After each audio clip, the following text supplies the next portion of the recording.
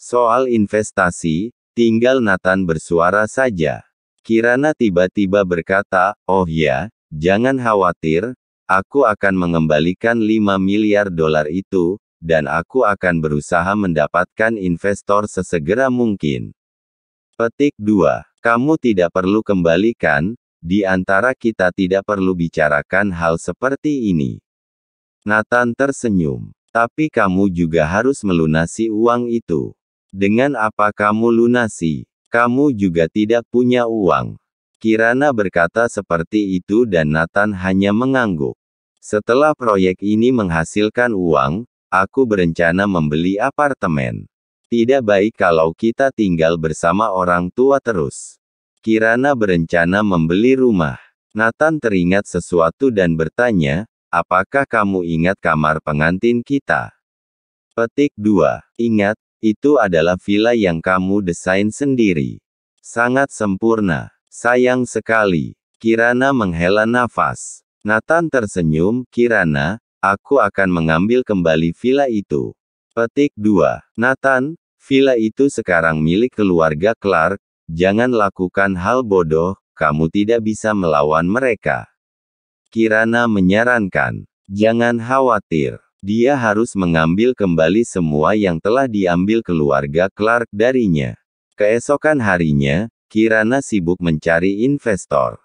Nathan tidak menemaninya, dan membiarkan Kirana mencoba sendiri terlebih dahulu untuk mengatur jalur investasi.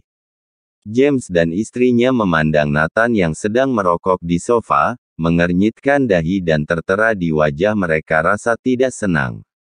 Matikan rokokmu. Berdiri, ada yang ingin aku bicarakan. Petik 2. James menatap Nathan dengan muak. Nathan mematikan rokoknya dan mengikutinya. Ayah, ada apa? James mengerutkan kening, apakah kamu tidak sadar situasimu saat ini? Nathan tersenyum, aku tahu betul, proyek telah dimenangkan, jika berhasil menarik investor, kita dan Kirana akan memiliki masa depan yang cerah. Ya, nanti Kirana memiliki masa depan yang cerah, maka situasimu dalam bahaya. Apa? Mendengar James mengatakan ini, Nathan tampak bingung. Kamu harusnya paham, bahwa setelah proyek ini selesai, nilai aset Kirana akan menjadi triliunan, dan dia pasti akan mendapat kedudukan tinggi di Anhemia. Apakah kamu pikir kamu layak untuknya? Aku tidak meragukan kemampuanmu, hanya kamu harus memahami bahwa kamu baru saja keluar dari penjara, dan kondisi sekarang tidak sama dengan 6 tahun yang lalu, terlalu sulit untuk memulai bisnis. Perbedaan antara kamu dan Kirana hanya akan semakin besar.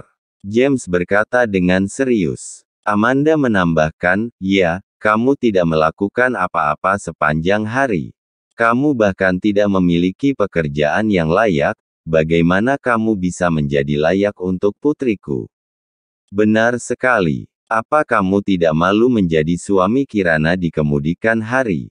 Kami akan mencari waktu yang cocok untuk berdiskusi dengan Kirana dan meminta kalian bercerai. Ini yang terbaik untuk kamu dan Kirana. Siapkan mentalmu. Petik 2. James menghela nafas. Setelah semua yang Nathan berikan, Nathan hanya tersenyum, ayah, ibu, apakah kalian lupa dengan apa yang sudah kalian dapatkan? Petik 2. Apa maksudmu dengan semua yang kami dapatkan?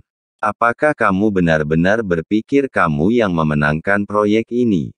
Kamu hanya punya sedikit andil di sini, tetapi proyek itu dimenangkan karena kemampuan Kirana. Ya, terus terang, hal ini tidak ada hubungannya denganmu. Nathan hanya bisa tersenyum. Jangan khawatir, aku akan menjadikan Kirana wanita paling bahagia di dunia ini. Petik 2. Nathan tertawa. Amanda memelototinya, apa yang bisa kamu berikan untuk membahagiakan Kirana? Kamu bahkan tidak punya rumah.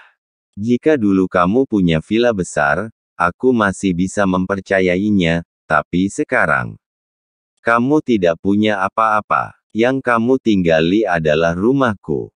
Apa kamu tidak malu? Lebih baik kamu keluar dari sini untuk beberapa hari, aku tidak ingin melihatmu untuk saat ini. Ya, akhir-akhir ini Kirana juga sangat sibuk, kamu di dekatnya akan membuatnya tidak fokus.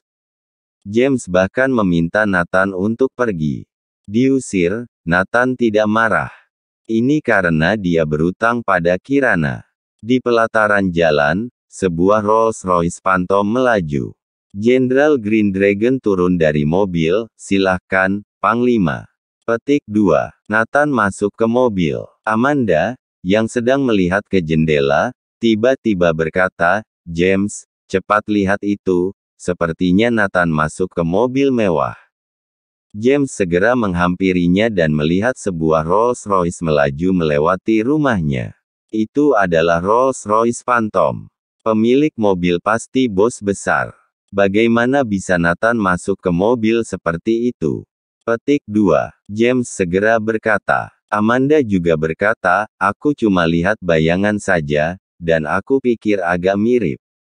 Mungkin dugaan kita salah. Jika dia mampu membeli Rolls-Royce, mana mungkin dia membiarkan kita tinggal rumah sekecil ini? Petik 2. James mendengus, kamu masih berharap sama dia? Ya, aku berharap dia mati kelaparan. Di dalam mobil, Neville Ditman bertanya, Panglima, kemana kita akan pergi sekarang? Pergi ke Royal Palace Villa. Dia menginginkan vilanya kembali. Dewa Perang, aku sudah memeriksanya. Orang yang tinggal di vilamu adalah Jet Thompson. Dia saat ini adalah Direktur BNC Media, anak perusahaan Clarks International. Dia adalah orang kepercayaan Tony Clark sekarang. Setelah mengkhianatimu, Panglima, dia segera bergabung dengan Tony Clark. Petik 2. Tony Clark adalah putra Sonny Clark, paman ketiga Nathan. Pada perjamuan Clark malam itu dialah yang mengatakan bahwa ingin menikahi Kirana. Sudah lama tergiur dengan Kirana. Saat menyebut nama Jet Thompson, mata Nathan membeku. Dulu adalah tangan kanan kepercayaannya. Nathan yang mempromosikannya, jika bukan karena Nathan, dia sudah dipenjara karena penipuan. Teringat jelas setelah peristiwa itu terjadi. Jet Thompson segera menjadi pengikut keluarga Clark, dan menghubungi wartawan media untuk mendiskreditkan Nathan. Dia bahkan memalsukan banyak bukti kejahatan Nathan, dan berhasil mengirim Nathan ke penjara. Mengingat dulunya Jet Thompson selalu berhati-hati di depannya, Nathan merasa konyol. Sesampai di area Royal Palace Villa, berdiri di depan villa yang ia rancang sendiri, amarah Nathan memuncak. Beraninya mereka tidur di kamar pengantinku. Mati. Pengurus villa menyadari kedatangan Nathan, keluar kemudian bertanya, apa yang kamu lakukan? Siapa yang kamu cari? Nathan tersenyum, aku melihat rumahku.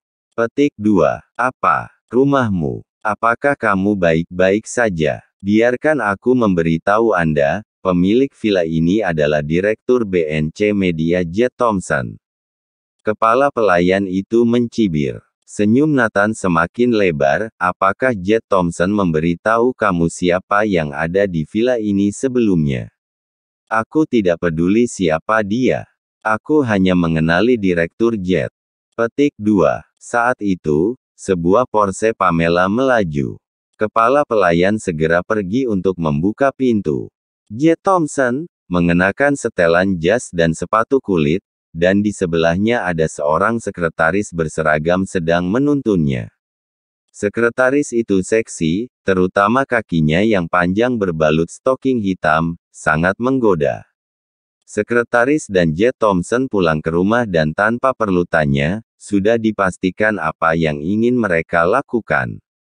Siapa dua orang ini? Melihat dua orang berdiri di pintu villa, Jet Thompson bertanya dengan ekspresi tidak senang.